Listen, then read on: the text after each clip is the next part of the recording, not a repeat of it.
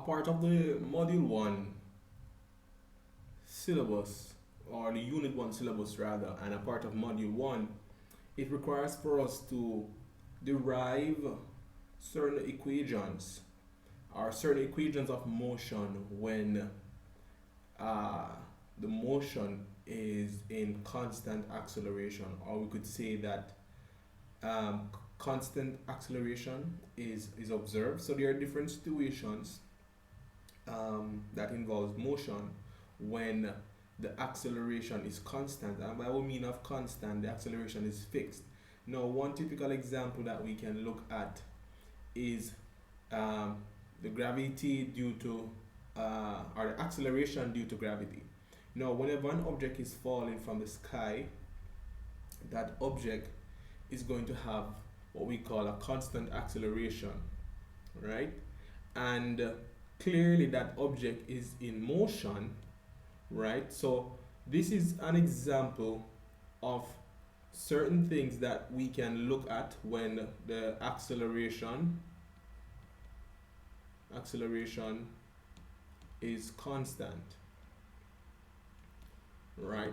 So there are certain equations that we can derive when acceleration is constant, and as a result of that we will go ahead and do that in this particular lesson. Now,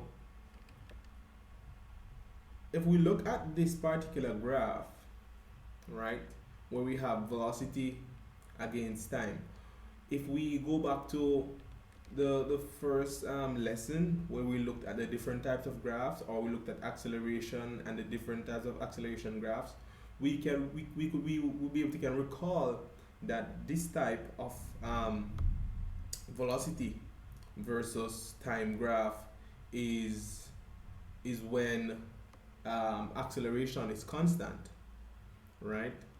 So for this type of graph, it is constant mainly because it's a directly proportional graph. So whenever you have a directly proportional graph, you realize that the portions are changing, or the proportions are changing for at a constant rate. So with that being said, if the gradient was to be taken here or even here, right, I would still get the same acceleration. Good. So in that case, it is constant. Then we can also take a look at an acceleration versus time graph. Now, whenever acceleration is constant, this is the kind of graph that you get. You get a straight line looking graph where the acceleration value doesn't change irrespective of time. All right. So that's an acceleration due to gravity kind of a looking thing. So if we're supposed to measure the acceleration due to gravity, right, this is the type of graph over time that we would get. All right, so that's very important that we understand these things. Good. All right, in order for us to derive certain equations of motion, and these equations of motion, you're going to come across them some more. So one of the first things that we want to establish, the condition, or we want to understand acceleration, so to speak. See, now we're talking about acceleration, and according to the definition of acceleration, acceleration is pretty much a change in velocity over time. And for that reason, we can come up with this equation that says A is equal to the final velocity minus the initial velocity divided by the time. Now, one of the few things that I should have pointed out at first is the different types of symbols that you'll come across. So for initial velocity, you can use a v with a superscript O, which would refer to that as the initial velocity. You can also use a u in some cases to represent the initial velocity.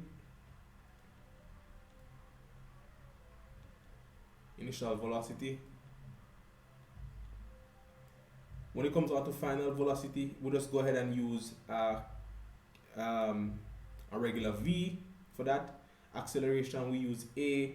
When we're talking about displacement is a change in position. So we would say that this x would be the final, and this x right here with the O is going to be the initial, similar to what we just looked at in terms of initial velocity. And for time, time is the symbol for that is t.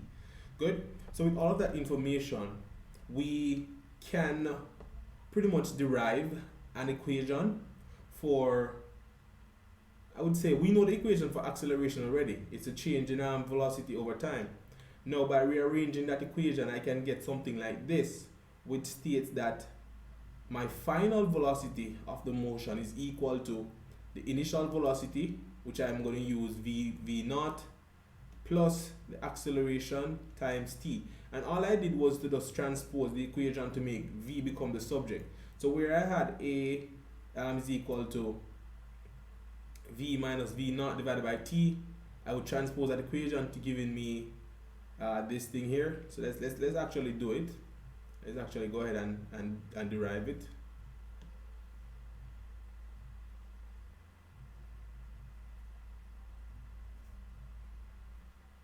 So in order for us to get this, I would take that equation that I just made mention to, this one right here, and that the t in the denominator is dividing.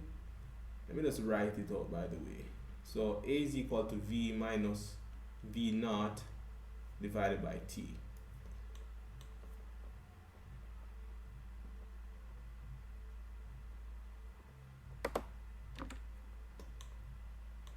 Good.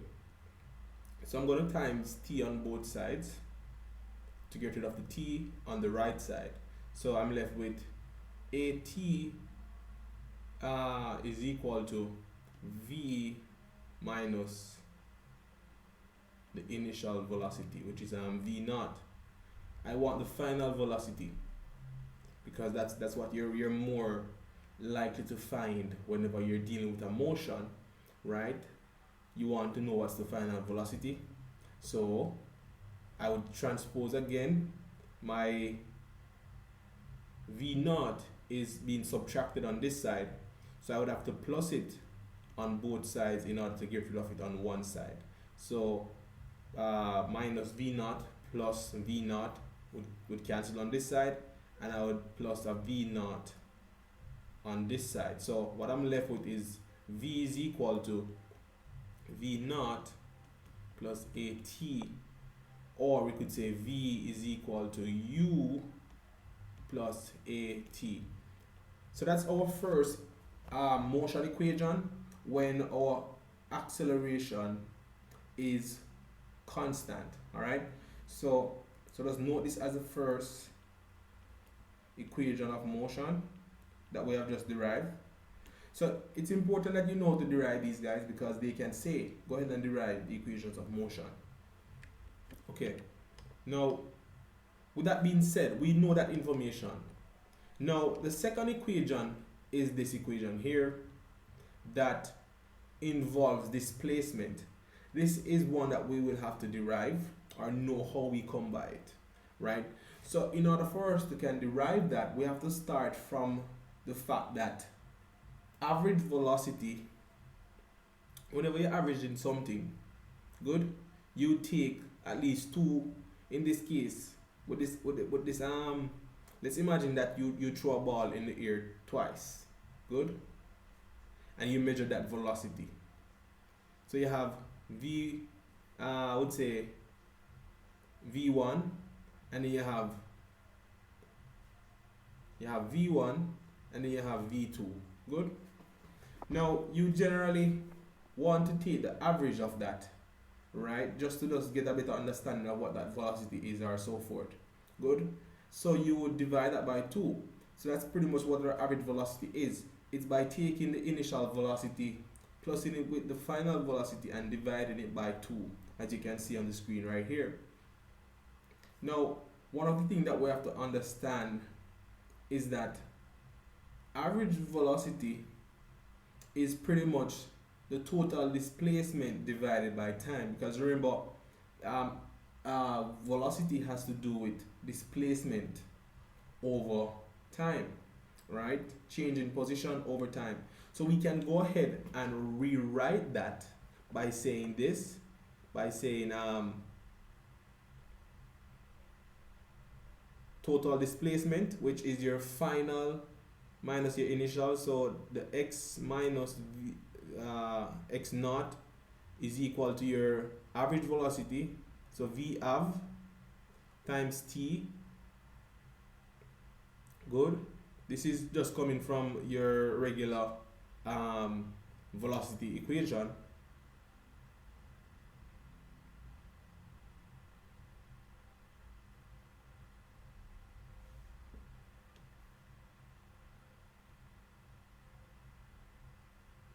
Good.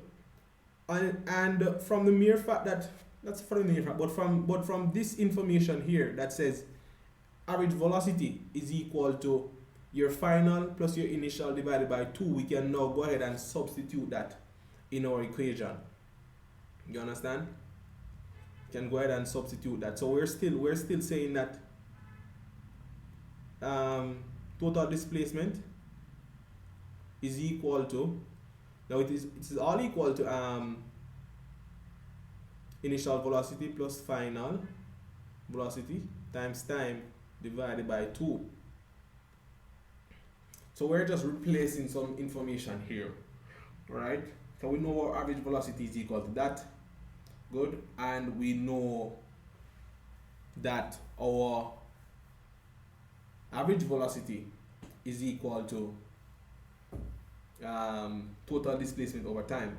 So by just rearranging the equation a little bit, we get this kind of thing right here. Now, when it comes down to total displacement, you will see us using a symbol called S, right? It doesn't mean seconds, it just means total displacement in this case. Okay? So we could simply say that. We could simply say that S is equal to the sum of the final velocity and the initial velocity times time divided by 2 is equal to the displacement. We could simply say that. Okay? So if you see, we go ahead and write this to say that S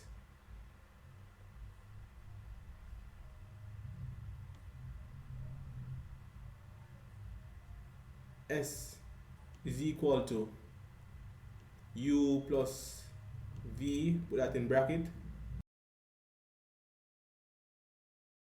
You see us saying that S is equal to V naught plus V, all of that close bracket, divided by 2 times T.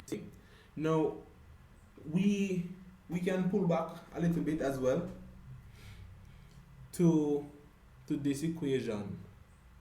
Okay, so since we know that this is equal to this, right, where we're saying that our total displacement is equal to the initial velocity plus the final velocity times time divided by 2, and we know that V is equal to V naught plus A T, we can sub in a little thing right here. We can sub in one of the equations. We can substitute something right here. What we're going to substitute? We're going to substitute V in this equation. So the second equation right here, we're going to sub V into this one. So this is what we'll be left with. We'll be left with x minus x naught equal to V naught plus, so we're subbing V right here, so we're saying plus V naught plus AT, right? But all of that is being multiplied by T, and then all of that is being divided by 2. Alright? Now we're almost there. What we just need to do is to just simply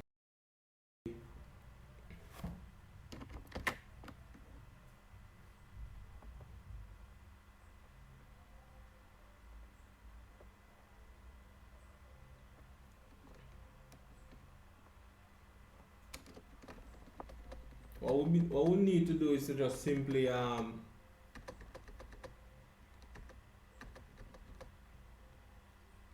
group things together.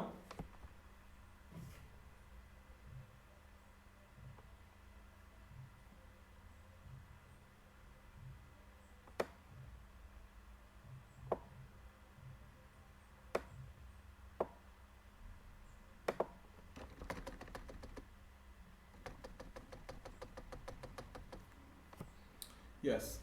So we'll just group a few things together. So this is, we want to write back the same thing we have here, so that says total displacement is equal to, so now we have V and V naught, V naught and V naught, so that's 2 V naught. Then we have plus AT, but let's just go ahead and expand this. So we're gonna have 2 V naught T plus AT square divided by 2. All right. Now, denominator here too, we can break that up a little bit by saying this, by saying x minus x naught is equal to 2 divided by 2 times V naught times T plus A divided by 2 times T squared. Now we know that the 2's are going to cancel here, and for following that, we would be left with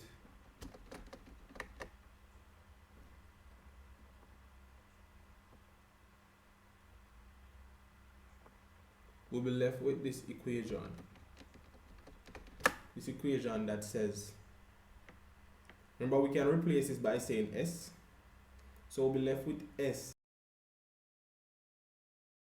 is equal to not as U, so all we're left with is S is equal to initial velocity times time plus half A T squared.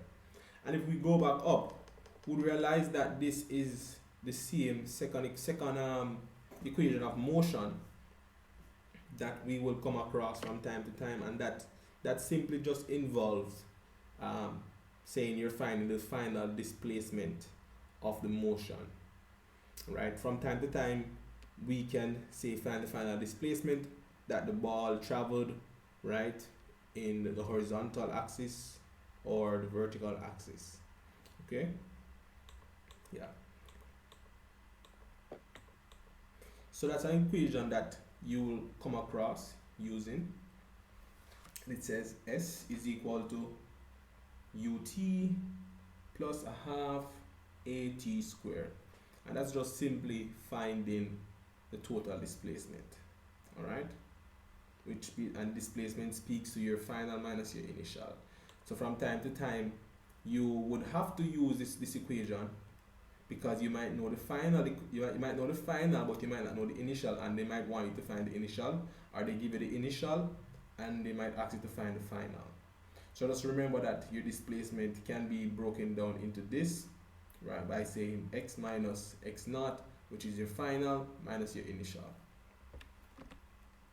Okay, now there's a third equation that we need to look at, and this is what it really speaks to.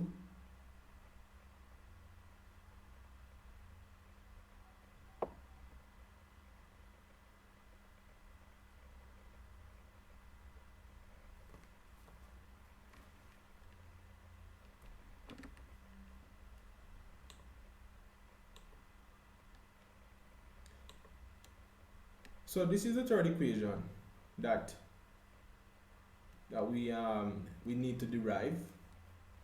Okay, and in order for us to do so, we would generally recall on a few things that we already know. So we would know that that total displacement is equal to your average velocity times time and we can rewrite that by this, or we can rewrite it by that. We know that the final velocity is equal to the initial velocity plus the acceleration multiplied by the time. And from that equation, we can make I becomes, not I, we can make t becomes the subject. So all I would do, I'll transpose this equation here that says v is equal to v naught plus at. And when I do transpose that, I get t being equal to v minus v naught divided by a. So if I were to substitute this I in this equation, the first equation, I would end up getting something looking like this. And I'll try and make some space so that we can actually see what's happening here.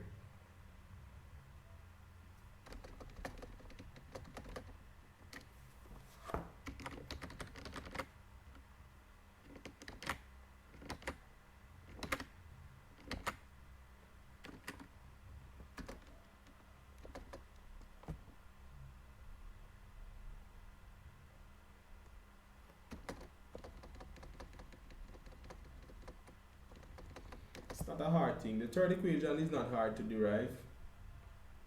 It's really not hard to derive at all.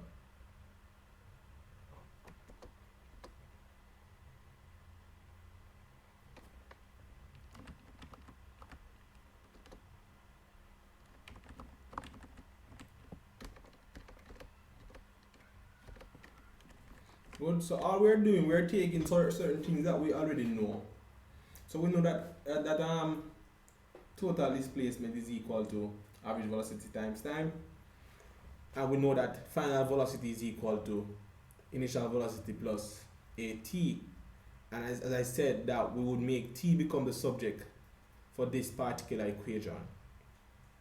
When t becomes the subject, I would sub it into my displacement equation.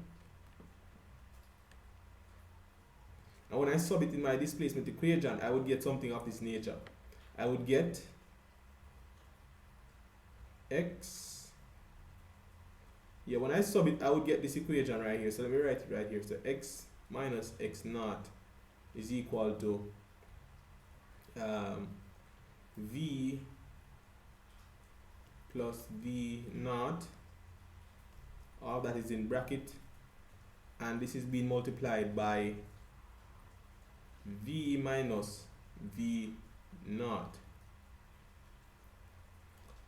and not divide. I should have said subtract. Yeah, let me just restate that. So when I sub I in this equation right here, not this equation, in this equation, I get x minus x naught being equal to x plus, not x, y, not y, I'm keep saying, why am I saying foolishness?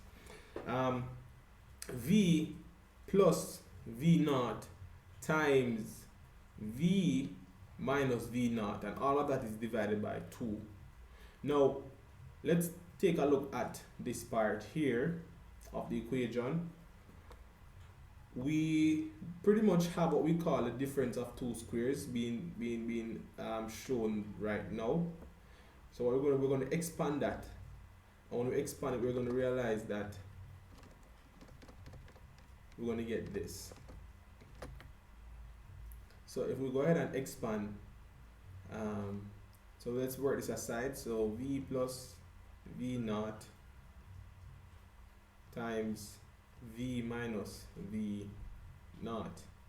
So I'm going to take v multiplied by this. When I multiply it, I get v squared. When I take the same v and multiply it by this, I get v times v naught. I'm through with this variable now.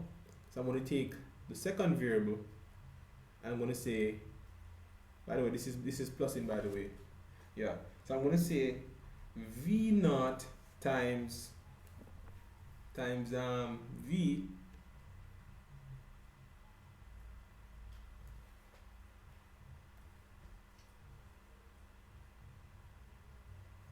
Oh wait, there's something that I didn't do. Alright, let me just erase this. So V, let me just go back over it again, because I realized that I didn't involve the minus sign. And that minus sign has to be there. So let's go back. So when I go and multiply V times V, I get V squared. When I multiply V times this variable, right? There's a minus sign in front of the V naught. So it means that my number, or my variable now, is going to become a negative number. So I would get negative V times V naught. Good. When I take the second variable in this part and multiply it by this one, I'm going to get a positive V naught times V. Then whenever I take this V naught and multiply it by this, I'm going to get a negative V naught squared, right? We expect that these two things, they are similar, so they cancel out. So what we're left with is V squared minus V naught squared. We call this thing the difference of two squared. Difference of two squares, right? And maybe in your maths class you will be able to can remember that. So with that being said, we can rewrite our equation now a little bit. When we rewrite that equation, come on. When we rewrite that equation,